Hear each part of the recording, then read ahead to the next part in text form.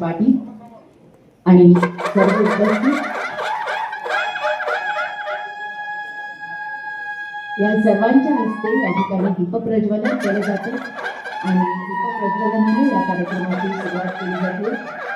नुकतेच काही वेळापूर्वी सहकार प्रशिक्षण सभागृह याचं उद्घाटन या सर्व मान्यवरांच्या हस्ते पवई नाका अजिंक्य कॉलनी या ठिकाणी झालेलं आहे आणि आता या ठिकाणी सहकारी संस्था कार्यकर्त्यांसाठीचं चर्चासत्र संपन्न होतं.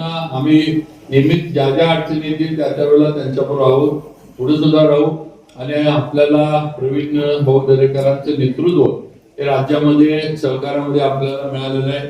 नुकतंच आता आपण मजूर फेडरेशनच्या सातारच्या आणि सांगलीवाल्यांनी निवेदन दिलं, पण नुकतीच मुंबईमध्ये भाऊंनी मुंबईचं जे मजूर फेडरेशन आहे त्याच्याबद्दल एक बैठक माझ्या इथं लावली होती सार्वजनिक बांधकाम विभागाची आणि एवढ्या परखडपणे अधिकाऱ्यांच्याकडनं जे काही गळचेपी जे काही मुद्दामून काही खोडसाळपणा होत होता तो एवढा परखडपणे त्यांनी त्या ठिकाणी मांडला आणि एवढा सज्जड दम त्यांनी सगळ्यांना दिला की ते विषय तिथल्या तिथं मिटले ही वस्तुस्थिती आहे. आणि म्हणून भाऊंचं नक्कीच नेतृत्व जे आहे हे सहकाराला पोषक असणारे नेतृत्व प्रवीण भाऊंचं आपल्याला सगळ्यांना मिळाले.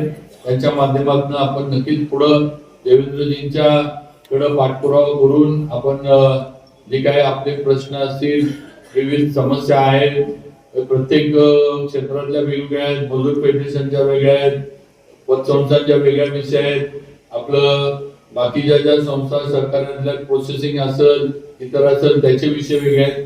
पण ह्याला खऱ्या अर्थानं न्याय देण्याचं काम मान्य प्रवीण दरेकर आणि देवेंद्रजींच्या माध्यमातून केलं जाईल हे या निमित्तानं आपल्या सगळ्यांना मी आश्वस्त करू इच्छितो.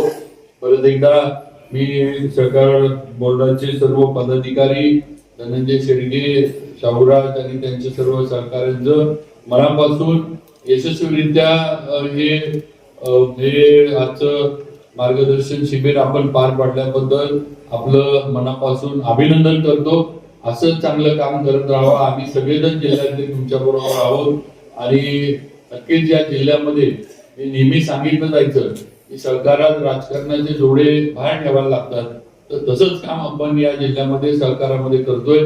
जिल्ह्याच्या ज्या सहकारी संस्था आहेत त्याला कुठेही राजकारणाचं गालबोट लागणार नाही किंवा जिल्ह्यामध्ये पक्षीय राजकारणाचं जे असेल ते सहकारामध्ये येणार नाही हा प्रयत्न आमचा नेहमी राहिलेला आहे, पुढे सुद्धा राहील.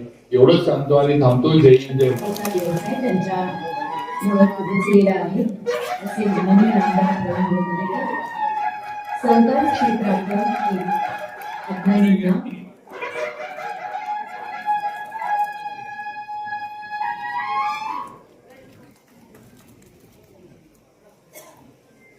त्यांच्या विस्तारानं अधिक परिचय आहे तो आपण त्यांच्या बोलण्यापूर्वी नक्कीच करून घेऊयात.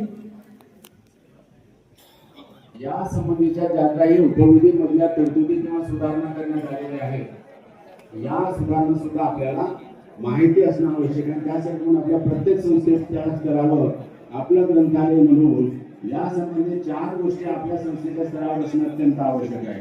त्यातली पहिली एक गोष्ट आहे कायद्याचं अद्ययावत पुस्तक आपल्याकडे असलं पाहिजे, नियमांचं अद्ययावत पुस्तक आपल्याकडे असलं पाहिजे, आपल्याकडे उपविधी जे आहेत मंजूर त्या उपविधीचं पुस्तक आपल्याकडे असलं पाहिजे आणि आपल्या संस्थेच्या कामकाजाच्या संदर्भामध्ये राज्य शासनाने माथाडी कामगार कष्टकरी आपल्या मातीतनं येऊन मुंबईत त्या ठिकाणी मेहनतीचं काम करतो. माझ्यासारख्या कार्यकर्त्याला वाटलं आपल्याला यांना मदत केली पाहिजे, कारण शेवटी तुमची इच्छा असेल तर मार्ग निघेल. इंग्लिश मध्ये एक म्हण आहे, if there is a will there is a way. तुम्हाला करायची इच्छा असली पाहिजे. मी त्या ठिकाणी मार्ग काढला. माथाडी कामगारांच्यासाठी त्या ठिकाणी माथाडी कामगारांची एक पतसंस्था आहे, जी पतसंस्था आमच्या बँकेची सभासद आहे.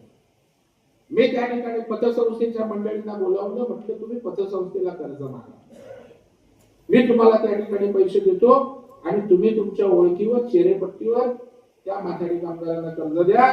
राजे आम्ही 150 कोटी रुपये माथाडीला दिले, माथाडींची घरं त्या ठिकाणी उभी राहिली.